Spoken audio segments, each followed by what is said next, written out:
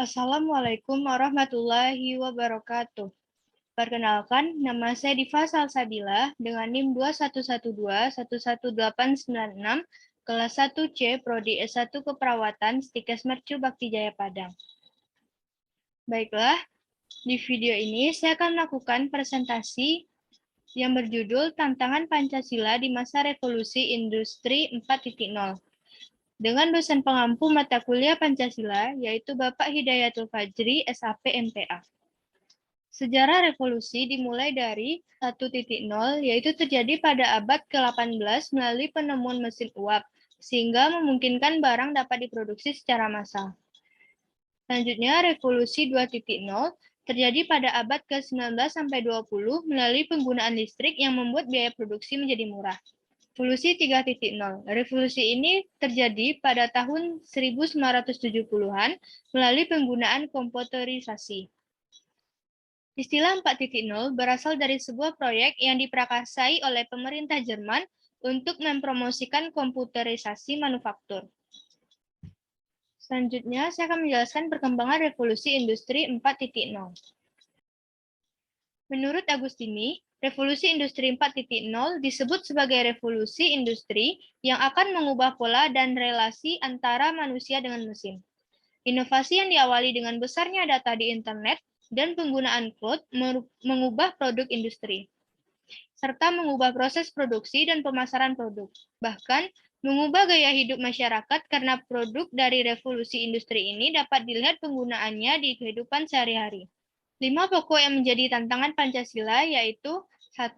Pemahaman Pancasila.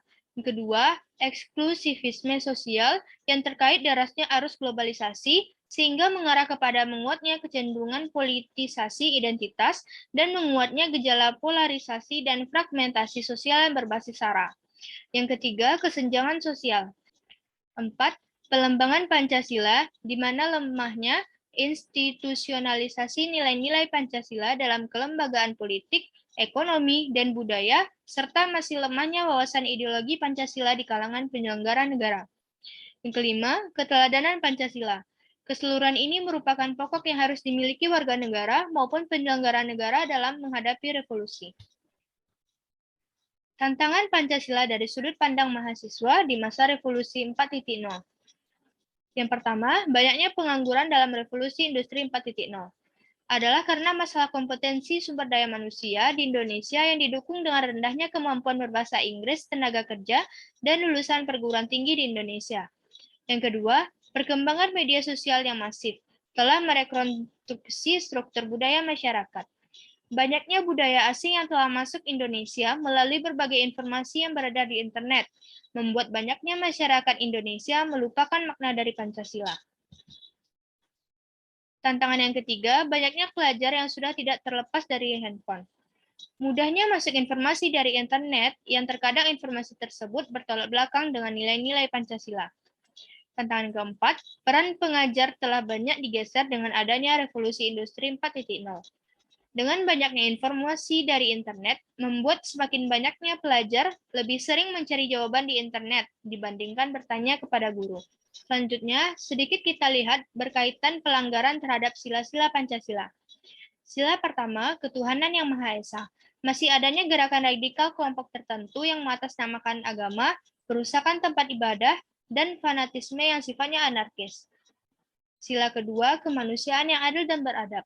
Masih banyaknya kasus human trafficking, mempekerjakan anak di bawah umur, dan keadilan dalam bidang ekonomi, parsialitas dalam marginalisasi status sosial ekonomi masyarakat.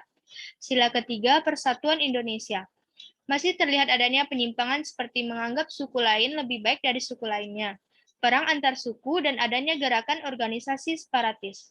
Sila keempat, kerakyatan yang dipimpin oleh hikmat kebijaksanaan dalam permusyawaratan perwakilan. Hal ini juga masih terlihat masih rendahnya kedewasaan demokrasi. Di antaranya adalah politik primordial, money politik, isu putra daerah, dan sebagainya. Sila kelima, keadilan sosial bagi seluruh rakyat Indonesia. Masih terlihat nyata disparitas pendapatan sosial ekonomi masyarakat bawah. Masih rendahnya akses stabilitas permodalan, pengangguran, dan kemiskinan. Dengan hadirnya revolusi industri 4.0, memberikan suatu tantangan baru dalam pengembangan ideologi Pancasila. Disebabkan Pancasila harus menjalankan fungsinya sebagai ideologi terbuka, dinamis, dan aktual. Banyak tantangan dalam mempertahankan Pancasila sebagai ideologi. Pancasila telah membuktikan bahwa Pancasila bukan merupakan milik golongan tertentu atau representasi dari suku tertentu. Pancasila itu netral dan akan selalu hidup di segala zaman seperti yang telah dilewati di tahun-tahun sebelumnya.